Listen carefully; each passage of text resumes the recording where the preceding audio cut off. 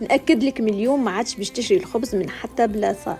باش نحضروا اليوم خبز في الدار يتقرمش وبنين بطريقة يسر سهلة، يجيك أبان خبز ما تشبعش منه. وما تنسيش باش تسجل الرسيت عندك، تستحقها في رمضان. في صحفة تصب السميد، استعملت سميد خشين، تزيد عليه ماء سخون، تخلطهم بالبهي وتغطيهم وتخليهم يرتاحوا ربع ساعة. وتوا تجبد الميكسور متاعك وباش نخلطوا به السميد اللي نفخناه في الماء لين تولي عندك عجينة متماسكة كيف هادي. تصب الخليط الكل في العجينة وتزيدوا 200 جرام فرينة مغرفة خميرة والسكر والملح بالطبيعة.